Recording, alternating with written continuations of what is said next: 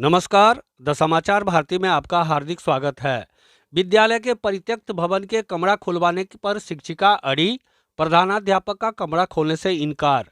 बरौनी नगर परिषद सहित तेघरा अनुमंडल का एकमात्र कन्या उच्चतर माध्यमिक विद्यालय लाला कुंवर कन्या विद्यालय इन दिनों एक महिला शिक्षिका के हठधर्मिता के कारण चर्चा का विषय बना हुआ है। घटना की समुचित जानकारी के लिए जब हमारे प्रतिनिधि विद्यालय प्रांगण में पहुंचे तो देखा कि एक महिला विद्यालय के परित्यक्त भवन के एक कमरे के सामने खड़ी दिखी, जो कभी प्राचार्य कार्यालय सह शिक्षकों के बैठने के कमरे के रूप में उपयोग किया जाता था, जबकि शिक्षक शिक्षिकाएं सहित छात्राएं नए भवन में दिखे। विद्यालय के शिक्षकों एवं छात्राओं से मिली जानकारी के अनुसार विद्यालय का पुराना भवन काफ़ी जीर्ण हो गया है, जिसमें प्रायः छत का हिस्सा टूट टूट कर गिरता रहता है, जिसके कारण शिक्षण कार्य वर्षों पहले नए भवन में संचालित किया जा रहा है, जबकि कमरे के अभाव में केवल प्राचार्य कार्यालय उसी परित्यक्त भवन में संचालित हुआ करता था। 31 जनवरी 2023 को प्राचार्य कुंदन झा के सेवानिवृत्ति के उपरांत प्राचार्य कक्ष भी नए भवन में शिफ्ट कर दिया गया, जबकि शिक्षक कक्ष पहले ही नए भवन में शिफ्ट हो गए थे। परित्यक्त भवन के बरामदे में खड़ी उक्त महिला दरअसल विद्यालय की शिक्षिका अर्चना कुमारी थी, जो बच्चों को अंग्रेजी पढ़ाती हैं। बातचीत के क्रम में शिक्षिका अर्चना कुमारी ने बताया कि इस विद्यालय में गुटबाजी होता है, हम शुरू से ही इसी कमरे में रहते आए हैं, इसलिए हम इसी कमरे में रहेंगे।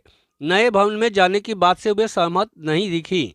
इसके अलावा उन्होंने प्रभारी प्राचार्य पर कई आरोप भी लगाए। वहीं शिक्षक एवं प्राचार्य से बातचीत से यह जानकारी मिली कि उक्त शिक्षिका का व्यवहार विद्यालय के छात्राओं सहित शिक्षकों के साथ सहयोगात्मक नहीं रहा है।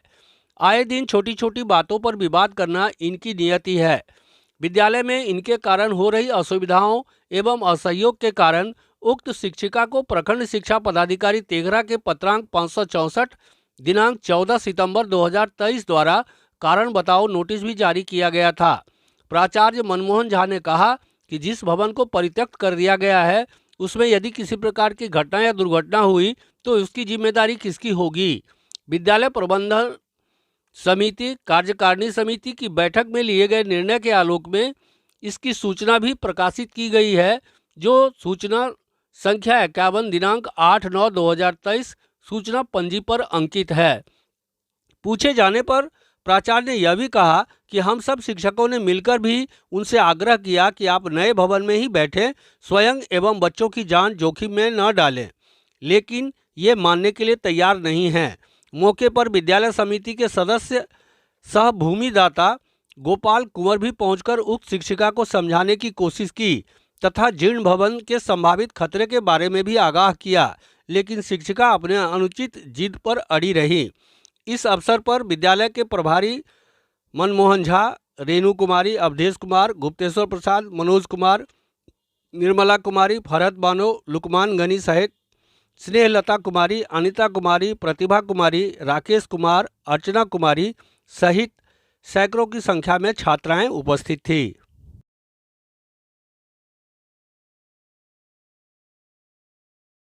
जी मैडम, आप बताएं कि आपके साथ क्या घटना हुई कि आप आज इस विद्यालय प्रांगण में इस परित्यक्त भवन के सामने जो अ, कमरा है उसके समक्ष खड़ी हैं। ये पूर्व से ही कार्यालय के रूप में इसका उपयोग किया जाता रहा है, इसलिए इसको परित्यक्त नहीं माना जाए। और हमारे ये जो वर्तमान प्रभारी महोदय श्री मनमोहन झा हैं, वो पूर्व प्रभारी प्रधानाध्यापिका महोदय की अनुमति के बिना अपने मन से अपने गुट के समर्थित लोगों को लेके सामने वाले कक्ष में,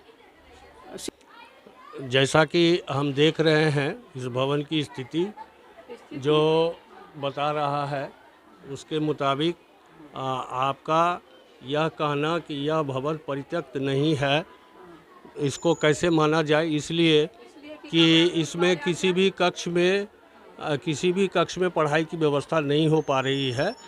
तो खैर ये विद्यालय प्रबंधन जैसा समझे। काफी कम है, तो हमको उसी पे ना समझौता करना। पिछले दिन तक तो भी मैडम, एक तो ये बड़ी शिकायत हुई आपकी कि यह जो है सो कक्ष आपके जिसमें आप बैठती थी वो खोला नहीं गया। हाँ नहीं खोला। आप यहाँ खड़ी हैं। हाँ खोला नहीं गया उस। हाँ सर, बताया जाए कि आपके विद्यालय की एक शिक्षिका जो पुराने जर्जर भवन के सामने खड़ी है, कक्ष के सामने, और उनकी शिकायत है कि पिछले 4 दिनों से आप उनके कमरे का ताला नहीं खुलवा रहे हैं, जिसके कारण उन्हें असुविधा हो रही है और वहीं खड़ी है। आप इस पर क्या कहना चाहेंगे? मनमोहन झा, परियोजना लाला कुमार +2 कन्या उच्च विद्यालय का प्रभारी। पूर्व में उस कमरे की परित्यक्त भवन को जो है सो जर्जर होने के कारण आते जाते में हादसा बना रहता है, मन में डर बैठा रहता है कि कब उसका छत गिर जाएगा। इसीलिए मैंने पूर्व में सारे उच्चाधिकारियों को इसकी लिखित सूचना दे चुका हूँ और श्रीमान से सबका कहना हुआ जो कि उस भवन को ताला खोला नहीं जा रहा है। हमारे विद्यालय में सप्ताह में 2 दिन पदाधिकारी जांच के लिए आते हैं और उनके निर्देशानुसार हम उस ताला को खोलने से असमर्थ हैं। अगर मैंने ताला किसी भी प्रकार के दबाव में आकर खोल दिया और अगर उनके मस्तक पर या छात्राओं के साथ कुछ अनहोनी घटना घट जाती है तो इसके जिम्मेदार विद्यालय प्रबंधन प्रभारी को माना जाएगा। इस डर के कारण मैं उनसे बारंबार सभी शिक्षक, शिक्षिका और छात्राओं के द्वारा अनुनय विनय करके थक चुका हूँ, जो कि इसमें आकर बैठे।